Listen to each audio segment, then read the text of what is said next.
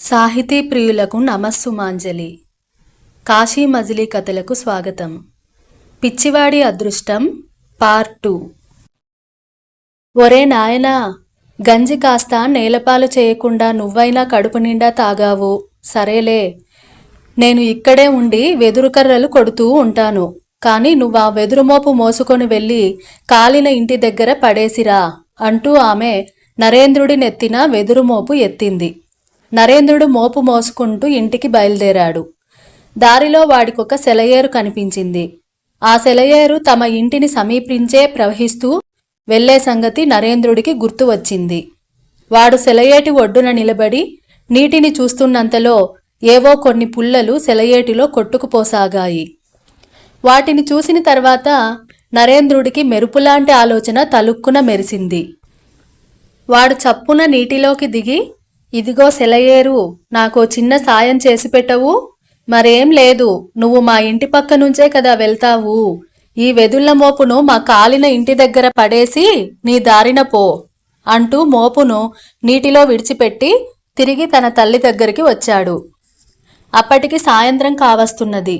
నరేంద్రుడు తిరిగి వచ్చేసరికి ఆమె 2 మోపులు కట్టి సిద్ధంగా ఉంచింది. తల్లి కొడుకులిద్దరూ చెరొక మోపు నెత్తినెత్తుకొని ఇంటికి బయలుదేరారు. కొంత దూరం వెళ్లిన తర్వాత వాళ్లకు సెలయేరు అడ్డు తగిలింది.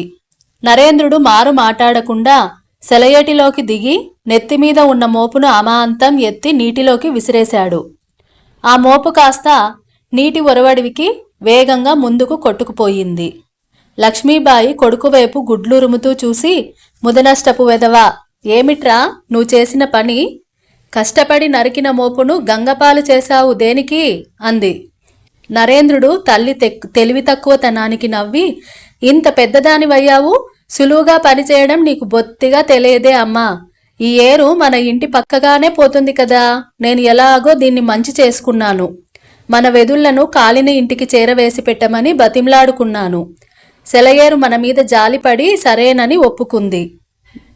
నేను ముందుగా తెచ్చిన మోపును ఇందులోనే పడేశాను. అది ఈ పాటికి మన కాలిన ఇంటికి వెళ్ళే ఉంటుంది. అదిగో, ఇప్పుడే పడేసిన మోపు ఎంత వేగంగా మన ఇంటివైపు సాగిపోతున్నదో చూడు. అయ్యో రాత, ఇంత చెప్పినా నీకు అర్థం కాకపోతే ఎలాగా అని నిలబడి గుడ్లు మిటకరిస్తావే, చప్పున నీ మోపు కూడా నీటిలో పడేయ్ అన్నాడు. అంతవరకు కొడుకు చేసే వెర్రిమొర్రి చేష్టలకు ఓపిక పడుతూ వచ్చిన ఆమెకి ఈ సంఘటనతో అటువంటి పుత్రుడు ఉన్నా లేకున్నా ఒకటేననిపించింది. ఆ వెంటనే లక్ష్మీబాయి తన నెత్తిమీద ఉన్న వెదుళ్ల మోపును నేలమీద పడేసి ఆ వెదుళ్లను ఓ తెప్పగా కట్టడం ప్రారంభించింది. తల్లి చేస్తున్న ఆ పిచ్చి పని ఏమిటో నరేంద్రుడికి ఎంత ఆలోచించినా అర్థం కాలేదు. అదేమిటే అమ్మా, వెదుళ్లను అలా తాడేసి కడుతున్నావు? నీ పిచ్చిగాని ఏరు మన వెదుళ్లను దొంగిలిస్తుందా ఏమిటి అన్నాడు. అయినా తల్లి మారు మాట్లాడకుండా తెప్ప కట్టడం పూర్తి చేసింది. ఆ తర్వాత నరేంద్రుడి కాళ్ళు చేతులు కట్టిపడేసి వాణ్ణి నెమ్మదిగా తెప్పమీద పడుకోబెట్టి దాన్ని నీటిలోకి తోసింది. నన్నెందుకు దీనిమీద పడుకోబెట్టావు అన్నాడు నరేంద్రుడు బిక్కమొహం పెట్టి. ఒరే నాయనా, నువ్వు కాలిన ఇంటి వరకు నడిచి వస్తే నీ కాలు నొప్పి పెట్టవు? నువ్వు ఈ తెప్ప మీద త్వరగా ఇంటికి వెళ్ళి ఇల్లు కడుతూ ఉండు, నేను నెమ్మదిగా నడిచి వస్తాలే అంది తల్లి. నువ్వు త్వరగా రావాలి సుమా, నువ్వు లేకపోయినా నాకు భయం లేదనుకో, ఇల్లు నేనొక్కనే కట్టేయగలను తెలుసా అన్నాడు నరేంద్రుడు. తెప్ప వేగంగా నీటిలో బయలుదేరింది. చుట్టూ చీకట్లు అలుముకుంటూ ఉన్నాయి. వాళ్ళ కాలిపోయిన ఇల్లు వచ్చేసరికి నరేంద్రుడు హాయిగా తెప్ప మీద పడి నిద్రపోయాడు. తెప్ప రాత్రంతా ప్రయాణం చేసి తెల్లవారే సమయానికి ఓ ప్రదేశానికి వచ్చి చేరుకుంది. తెల్లవారుతూనే నరేంద్రుడికి తెలివి వచ్చింది. వాడు కళ్ళు తెరిచి చుట్టూ కలియజూశాడు. ఆ ప్రదేశమంతా కొత్తగా ఉండడంతో వాడు ఎంతో ఆశ్చర్యపోయాడు. మా ఇల్లు ఇంకా రాలేదా, లేక ఈ ఏరు నన్ను దొంగతనంగా ఇంకెక్కడికైనా తీసుకుపోతున్నదా అనుకున్నాడు. ఒకచోట ముసల్ది ఒకతే ఏటిగట్టున బట్టలు ఉతుకుతూ తెప్పమీద కొట్టుకుపోతున్న నరేంద్రుణ్ణి చూసింది. పాపం ఆ ముసల్దానికి నా అన్న వాళ్ళెవరూ లేరు. కుర్రవాడు బలిష్టంగా చూడముచ్చటగా ఉన్నాడు. ఎందుకైనా పనికొస్తాడని ఆ ముసల్ది తెప్పను ఒడ్డుకు లాక్కు వచ్చి నరేంద్రుడి కట్లు విప్పింది. నరేంద్రుడు ముసల్దాని వంక చూసి, చూడవ్వా, నేను మా కాలిపోయిన ఇంటికి వెదుళ్ళు తీసుకు వెళ్తున్నాను. నీటిలో పడిపోతానేమోనని మా అమ్మ నన్ను ఇలా కట్టేసింది అన్నాడు. ముసల్ది నవ్వుకొని, ఇంకెక్కడి ఇల్లురా పిచ్చినాయలా, నువ్వు రాత్రంతా ఈ ఏట్లో కొట్టుకొని చాలా దూరం వచ్చేశావు. ఇలాగే ఏట్లో కొట్టుకుంటూ పోయావంటే మొసళ్ళ తిన్నె దగ్గర నిన్ను మొసళ్ళన్నీ కలిపి అప్పడంలాగా కరకర నమిలి తినేస్తాయి. ఇప్పుడు మీ ఇంటికి వెళ్ళాలన్నా వెళ్ళలేవు. అందుచేత నా దగ్గరే ఉండిపో, నిన్ను కన్న కొడుకులాగా చూసుకుంటాను అంది. నరేంద్రుడు ఆలోచించి, అలాగేలే అవ్వా, పని పాట చేతనైన వాడు ఎక్కడుంటేనేమి అన్నాడు. మా నాయనే, నువ్వు చాలా మంచివాడిలాగా కనిపిస్తున్నావు. నేను ఇంటికి వెళ్ళి నీకు బువ్వ తెస్తాను. కాని బాణలోని బట్టల్ని పొయ్యి మీద పెట్టి కింద మీద బాగా మంట పెట్టు. నువ్వు నాకు తోడుగా ఉండాలే కాని ఊళ్ళో వాళ్ళ బట్టలన్నీ నేనే ఉతికేను అంటూ ముసల్ది వడివడిగా ఇంటి దారి పట్టింది. ముసల్ది ఇంటికి వెళ్ళి నరేంద్రుడి కోసం అన్నం మూటగట్టుకొని తిరిగి చాకిరేవికు వచ్చింది. దాన్ని చూస్తూనే వాడు సగర్వంగా రొమ్ము విరుచుకొని నిలబడి, ఇలా వచ్చి బట్టల్ని ఎలా మంట పెట్టానో చూడవ్వా అన్నాడు. ముసల్ది ఎంతో ముచ్చట పడుతూ వచ్చి బాణమీద ఉన్న మూత తీసి బట్టల వంక చూసింది. చూస్తూనే అది శిలాప్రతిమలాగా కొయ్యబారిపోయింది. ఏముంది, బాణలోని బట్టలన్నీ కాలిపోయి బూడిద కింద మారిపోయాయి. చాకలి ముసల్ది నెత్తి నోరు బాదుకుంటూ, ఓరి నాయనోయ్, ఈ దొంగ వెధవ ఊళ్ళో వాళ్ళన్న బట్టలన్నీ కాల్చి మసి చేశాడు దేవుడోయ్, ఇక నాకేది దారి, ఉతకమని బట్టలిచ్చిన రైతులకు నేనేమి సమాధానం చెప్పుకోనురో భగవంతుడా అంటూ ఊరువాడ ఏకం చేయసాగింది. దాని గోలకు వాడు వెలవెలా పోయి, ఏమిటవ్వా అలా గోల చేస్తావ్, నువ్వు చెప్పినట్టు చేసినా కూడా అలా ఏడుస్తావేం అన్నాడు. నేనేం చెప్పాన్రా దరిద్రుడా అంది ముసల్ది ముక్కు ఎగదీదుకుంటూ. అప్పుడే మర్చిపోయావా, వెళ్ళేటప్పుడు నాతో బాణ పొయ్యి మీద పెట్టి కింద మీద బాగా మంట పెట్టమని చెప్పలేదు? నేను అలాగే కదా కింద మీద కూడా మంట పెట్టాను. నా తప్పేముంది, నువ్వు చెప్పినట్లు చేసినా కూడా నన్ను తిట్టడం ఏం బాగాలేదు తెలుసా అన్నాడు నరేంద్రుడు కోపగించుకుంటూ. చేసిన వెధవ పనికి క్షమాపణ చెప్పకుండా పైగా సమర్థించుకుంటున్నందుకు ముసల్దానికి అతడి మీద చెప్పరానంత కోపం వచ్చేసింది. ఈలోగా నరేంద్రుడు దాని చేతిలోని మూట వంక చూసి సంతోషిస్తూ, తర్వాత తీరుబడిగా మాట్లాడుకుందాం కానీ ఆకలిగా ఉంది, అన్నం పెట్టు అన్నాడు. ముసల్ది అన్నం మూటను అవతలికి విసిరేసి, నీకు అన్నం కాదు నా పిండా కూడు పెడతాను అంటూ ముసల్ది నరేంద్రుణ్ణి ఒడిసి పుచ్చుకొని కాళ్ళు చేతులు కట్టేసి తిరిగి తెప్ప మీద పడుకోబెట్టింది. ఏమిటే ఇది ముసల్దానా, అన్నం పెట్టకుండా నన్ను తెప్ప మీద పడుకోబెట్టావేం అన్నాడు వాడు గింజుకుంటూ. ముసల్ది తెప్పను నీటిలోకి నెట్టి, నీ తల పొయ్యిలో పెట్టకుండా వదిలిపెట్టినందుకు సంతోషించు. ఇలాగే మొసళ్ళ తిన్నె దగ్గరకు కొట్టుకుంటూ వెళ్ళావంటే మొసళ్ళన్నీ కలిసి నీకు విందు భోజనం చేస్తాయిలే, పోవెదవా అంది. పొద్దుట నుంచి తిండి తిప్పలు లేకపోవడం వల్ల నరేంద్రుడికి శోష వచ్చి అలాగే తెప్ప మీద పడి నిద్రపోయాడు. సాయంత్రం వరకు తెప్ప నీటిలో ప్రయాణం చేస్తూనే ఉంది. ఆ సెలయేరు నిర్జన ప్రదేశం గుండా ప్రవహిస్తున్నందువల్ల ఎవరూ నరేంద్రుణ్ణి చూసే అవకాశం లేకుండా పోయింది. చీకటి పడింది. అయినా నరేంద్రుడికి మెలకువ రాలేదు. అర్ధరాత్రి కావస్తున్నదనగా వాడు కళ్ళు తెరిచి చూశాడు. ఎటు చూసినా వాడికి గాఢాంధకారం తప్ప ఏమీ కనిపించలేదు. అంతలో వాడికి ఏటి ఒడ్డున గుర్రాల సకిలింపులు, ఎవరో వ్యక్తులు మాట్లాడుకునే మాటలు బిగ్గరగా వినిపించసాగాయి. దాంతో నరేంద్రుడికి ప్రాణం లేచి వచ్చింది. ఓహోయ్, ఎవరెక్కడా, కొంచెం ఇలా వచ్చి తెప్పను ఒడ్డుకు లాగండి అంటూ కేక పెట్టాడు. ఆ తర్వాత ఎవరో నీటిలోకి దూకిన శబ్దం అయింది. నీటిలోకి దూకిన వ్యక్తి ఈదుకుంటూ తెప్ప దగ్గరకు వచ్చాడు. ఆ వ్యక్తి తెప్పకు తాడు కట్టి తిరిగి ఈదుకుంటూ ఒడ్డుకు వెళ్ళాడు. కొంతసేపు గడిచిన తర్వాత నరేంద్రుడు ఉన్న తెప్ప ఒడ్డువైపుకు రాసాగింది. ఒడ్డున గుర్రాల మీద ఉన్న వ్యక్తులు నరేంద్రుడి కట్లు ఊడదీసి ఎవరు నువ్వు అని అడిగారు. అసలు మీరెవరో, ఇంత రాత్రివేళ నిద్రపోకుండా గుర్రాల మీద ఎక్కడికి పోతున్నారో అది చెప్పండి ముందు అన్నాడు నరేంద్రుడు. మేము దొంగలం, దొంగతనం చేయడానికి వెళ్తున్నాం అన్నారు వాళ్ళు. నేను దొంగనే, నన్ను కూడా మీతో పాటు తీసుకెళ్ళండి అన్నాడు నరేంద్రుడు తొనక్కుండా. ఆ దొంగలు మొత్తం 4 ఉన్నారు. వాళ్లలో వాళ్ళు ఆలోచించుకొని ఓ నిర్ణయానికి వచ్చారు. కుర్రవాడు చాకులా ఉన్నాడు, మనకు ఎందుకైనా పనికొస్తాడు, మనలో కలుపుకుందాం అనుకున్నారు. ఆ తర్వాత వాళ్ళు నరేంద్రుణ్ణి తీసుకొని సమీపంగా ఉండే నగరం వచ్చారు. ఆ నగరం మధ్యగా పెద్ద భవనం ఒకటి వాళ్ళ కంట పడింది. వాళ్ళు తమ గుర్రాల్ని ఒక దొంగకు అప్పగించి వీధి మొదలుగా అప్రమత్తంగా ఉండమని చెప్పారు. మిగిలిన దొంగలు నరేంద్రుణ్ణి తీసుకొని ఆ భవనం చెంతకు వచ్చారు. చూడు మిత్రమా, నువ్వు కూడా దొంగవే కాబట్టి ఏ వస్తువులు దొంగిలించాలో ఎలా దొంగతనం చేయాలో మేము చెప్పవలసిన అవసరం లేదనుకో. అయినా సరే మేం చెప్పింది ఆలకించు. ఈ భవనంలో ఉంటున్న జమీందారు కోటికి పడగెత్తాడు. లోపల వజ్రవైడూర్యాలు ఉండొచ్చు. మనం వాటి కోసం ప్రయత్నించే కన్నా విలువైన వస్తువులు ఎంత పెద్దవిగా ఉన్నా సరే వాటిని తస్కరించి బయటికి చేరవేయడం ముఖ్యం, గుర్తుంచుకో అని చెప్పారు. నరేంద్రుడు అర్థమైనట్లు తల అడ్డంగా తిప్పి భవనంలో అడుగుపెట్టాడు. నలుగురు దొంగలు తలకొక దిక్కు వెళ్లి భవనాన్ని పరిశోధించసాగారు. నరేంద్రుడు నెమ్మదిగా ఒక గదిలోకి అడుగుపెట్టాడు. వాడికి అక్కడొక నగారా కనిపించింది. నగారా అంటే ఒక బాక్స్ లాంటిదండి, శ్రోతలు గమనించగలరు. ఆ నగారా చుట్టూ అందమైన లతలు, పువ్వులు నగిషీగా చెక్కబడి ఉన్నాయి. వాటికి బంగారపు పూత పూయబడి ఉంది. నరేంద్రుడికి అదేదో బంగారపు పెట్టెలాగా కనిపించింది. వాడు దాని మూత ఎక్కడుందోనని వెతుకుతూ నగారా చుట్టూ ప్రదక్షిణం చేయసాగాడు. అయితే వాడికి దాని మూత ఎక్కడుందో అంతు చిక్కలేదు. బహుశా ఈ పెట్టిలో వజ్ర వైడూర్యాలు, బంగారపు నగలు ఉండొచ్చు. దీని నెత్తిమీద పెట్టుకుని మోసుకుపోతే దొంగలు నన్ను బాగా మెచ్చుకుంటారు అనుకొని నరేంద్రుడు నగారాని 2 చేతులతోటి ఎత్తి చూశాడు. నగారా తేలిగ్గా ఉండడం వల్ల ఇట్టే పైకి లేచింది.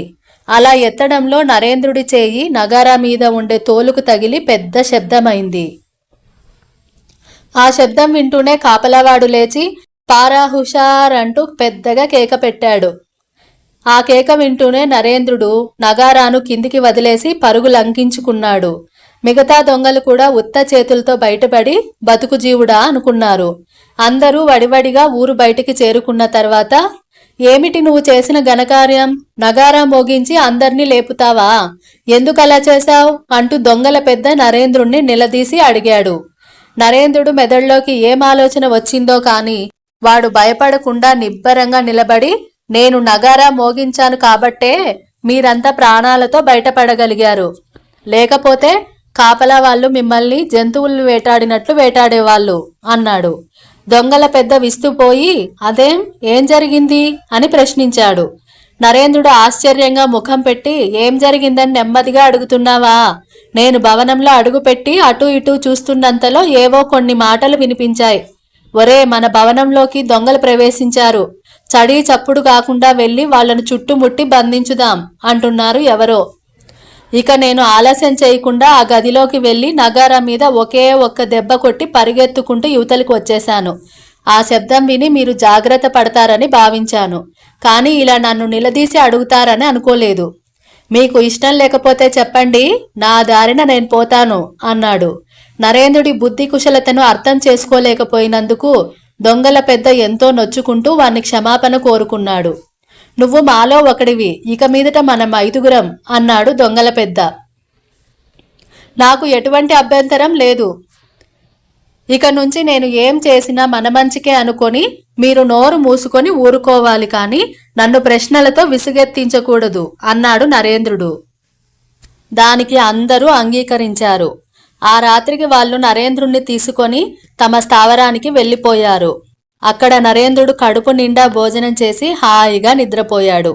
2 రోజులు గడిచిన తర్వాత వాళ్ళు మళ్లీ దొంగతనం నిమిత్తం నగరానికి వచ్చారు. అర్ధరాత్రి సమయంలో నగరమంతా నిద్రాదేవి ఒడిలో జోగాడుతున్న క్షణాన దొంగలందరూ నగర ప్రవేశం చేశారు.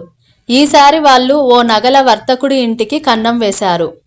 ఆ ఇంటిలో అనేక గదులు ఉన్నాయి.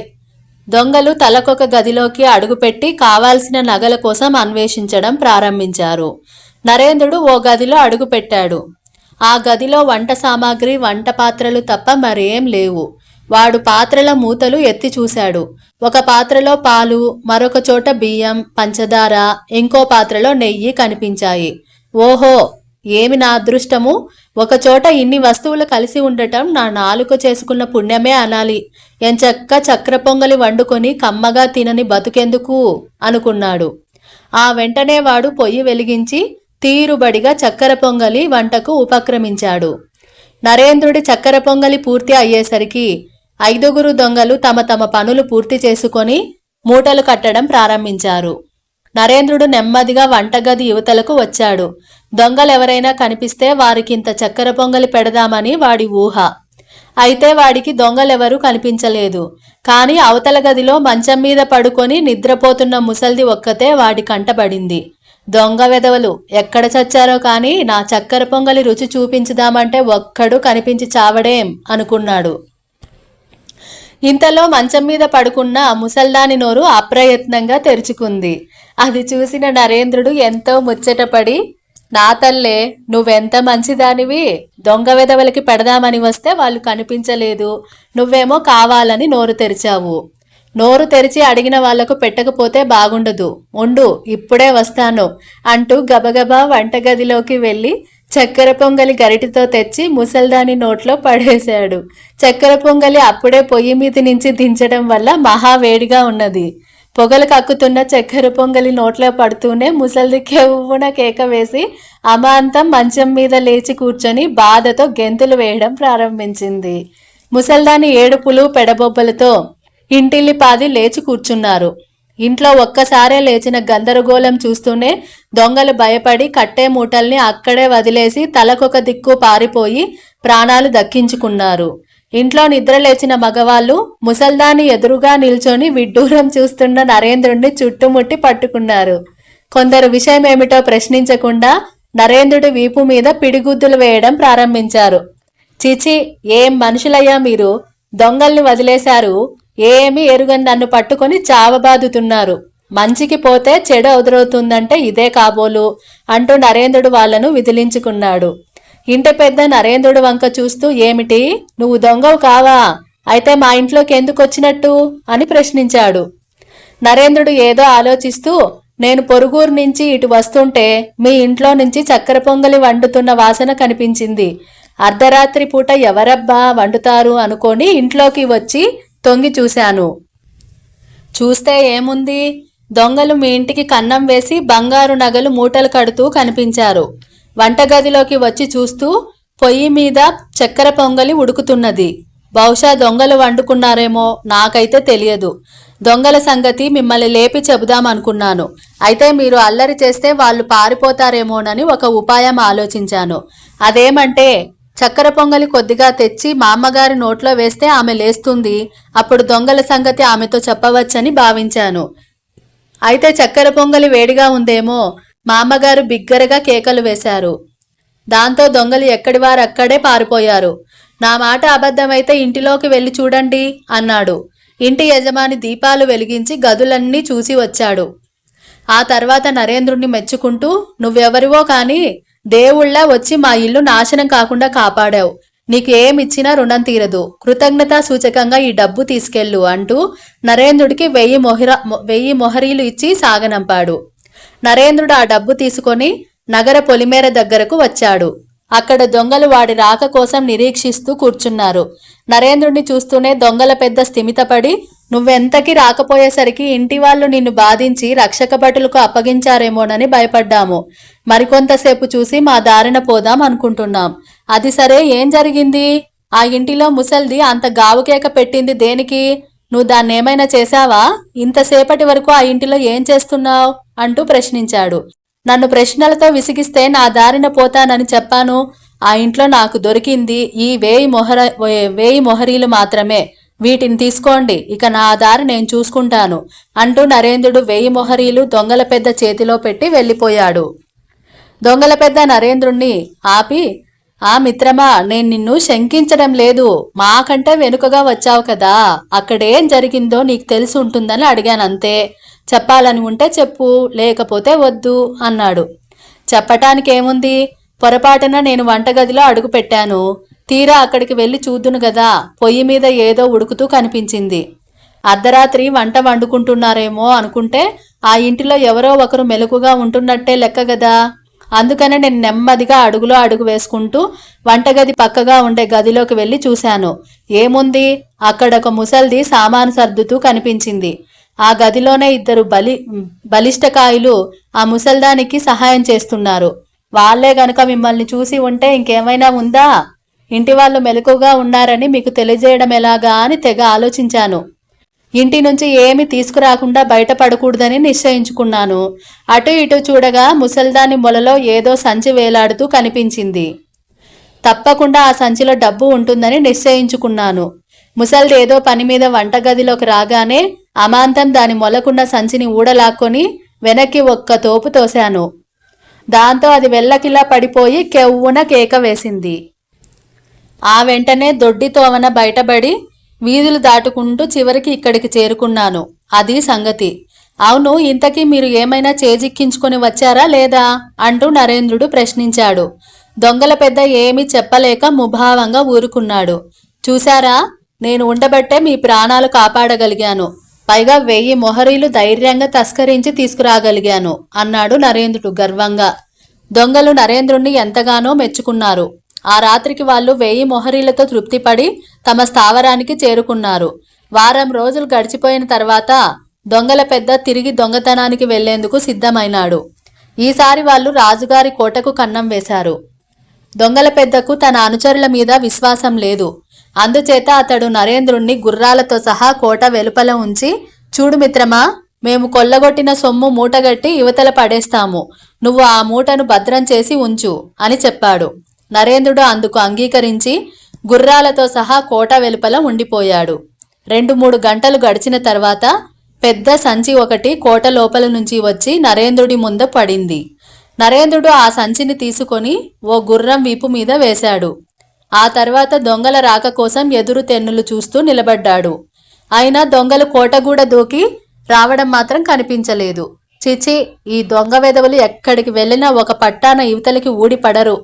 ఎంతసేపని నిలువు కాళ్ళ మీద జాగారం చేస్తాను అనుకొని వాడు నెమ్మదిగా సంచి తగిలించిన గుర్రాన్నెక్కి కూర్చున్నాడు. ఆ తర్వాత కాళ్ళు ఊపుకుంటూ కూని రాగాలు తీయడం ప్రారంభించాడు. అలా కాళ్ళు ఊపడంతో వాడి 2 కాళ్ళు గుర్రం డొక్కలో బలంగా తగిలాయి. తన మీద ఎక్కిన రౌతు తనని బయలుదేరమని హెచ్చరిస్తున్నాడనుకొని ఆ గుర్రం దౌడు తీయడం ప్రారంభించింది. ఎన్నడూ గుర్రపు స్వారీ చేయకపోవడం వల్ల నరేంద్రుడికి వేగంగా పోతున్న గుర్రం మీద కూర్చోవడం భయంగానే ఉంది. అందుచేత వాడు అమాంతం దాని మీద బోర్లా పడుకొని కళ్ళెం బిగించి పుచ్చుకున్నాడు. నరేంద్రుడు కళ్యాణ్ అటూ ఇటూ లాగుతూ గుర్రానికి బల్లిలా అంటుకుపోయాడు. నరేంద్రుడు కళ్యాణ్ని ఎటు లాగితే అటు ప్రయాణం చేస్తూ ఆ చీకటిలో గుర్రం వేగంగా పరిగెత్తసాగింది. నరేంద్రుడు తెల్లవారు గుర్రం మీదనే పడుకొని ప్రయాణం చేశాడు.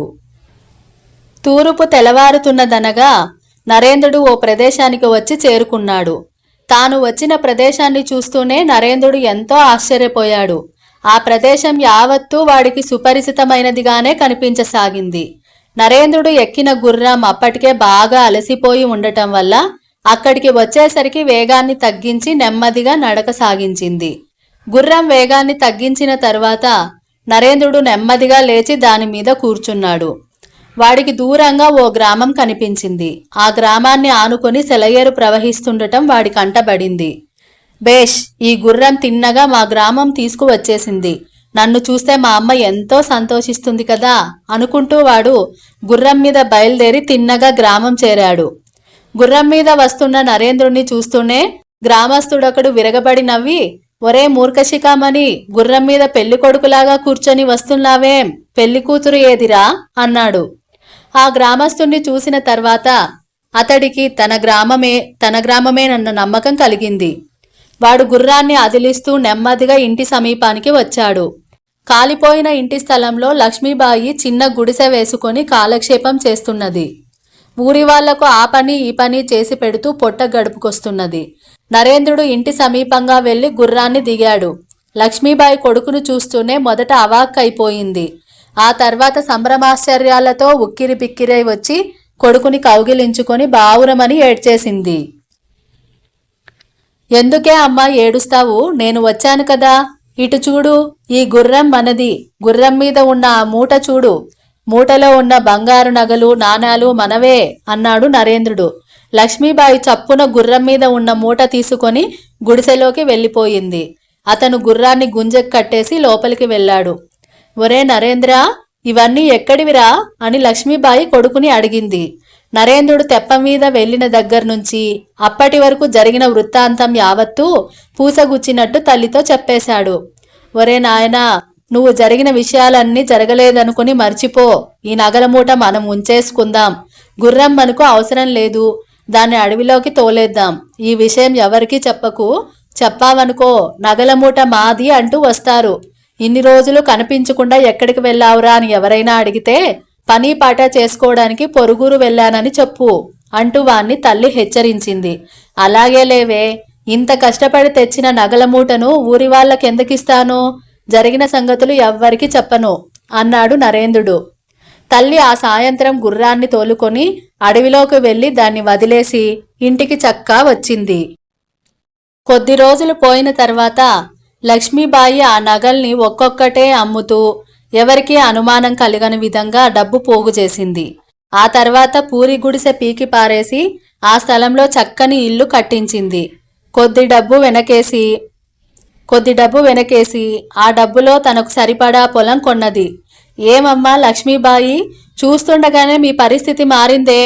ఏ దేవుడు కరుణించాడేమిటి? ఎక్కడైనా లంకె బిందెలు దొరకలేదు కదా అనేవారు గ్రామంలోని అమ్మలక్కలు. అదేం కాదమ్మా, మా నరేంద్రుడు నగరం వెళ్లి కష్టపడి సంపాదించి తెచ్చిన సొమ్ముతో ఇల్లు కట్టుకున్నాము, కొద్దిగా పొలం కొనుక్కున్నాం అంతే అంటూ ఆమె సమాధానం చెప్పేది. మూర్ఖశిఖామణి అయిన నరేంద్రుడు ప్రయోజకుడైనందుకు గ్రామస్తులు ఎంతగానో సంతోషించారు. పని పాట లేకుండా ఇంటిలో కూర్చొని ఏం చేయనే అమ్మా, అలా వీధిలోకి వెళ్ళి ఆడుకొని రావద్దా అన్నాడు. తల్లి వాడి వంక అదోలా చూస్తూ, ఒరే నరేంద్ర, నీకు ఇంచుమించు 18 సంవత్సరాలు వచ్చేశాయి. ఇంకా చిన్న పిల్లవాడిలాగా ఆడుకుంటావా? అలా చెప్పడానికి నీకు సిగ్గు వేయడం లేదట్రా? ఈ వయసులో పని పాట చేసి 4 డబ్బులు సంపాదించాలి. సంపాదనా పరుడైన మనిషిని చూస్తేనే నలుగురు గౌరవిస్తారు, లేకపోతే పురుగు కంటే హీనంగా చూస్తారు. తెలిసిందా అంది. నన్నేం చేయమంటావే? నాకు ఏ పని పాట చేత కాదని నీకు తెలుసు కదా. అవును, అంత డబ్బు ఇచ్చాను కదా, మరి నేను పని పాట చేయవలసిన అవసరం ఏం వచ్చిందే అన్నాడు నరేంద్రుడు. ఓరి బడుద్దాయి వెదవా, కూర్చొని తింటే కొండలు కూడా కరిగిపోతాయిరా. అందుకని నువ్వు పని పాట చూసుకోవడం మంచిది అంది లక్ష్మీబాయి. నరేంద్రుడు ఆలోచించి, అలాగే లేవే, అయితే ఒకడి దగ్గరకు వెళ్ళి ఉద్యోగం చేయమంటే నేను చేయను. ఏదైనా తప్పు చేస్తే వాడు నన్ను తిడతాడు. తిట్టడం ఒకటేనా, కొట్టను కూడా కొడతాడు. అందుచేత ఏదైనా వ్యాపారం లాంటిది చేయమంటే చేస్తాను అన్నాడు. ఆ మాటకు తల్లి విరగబడి నవ్వి, వ్యాపారమా, నువ్వు చేస్తావా? వద్దులే నాయనా, వీటన్నిటికంటే నాకొక చక్కని ఆలోచన వచ్చింది.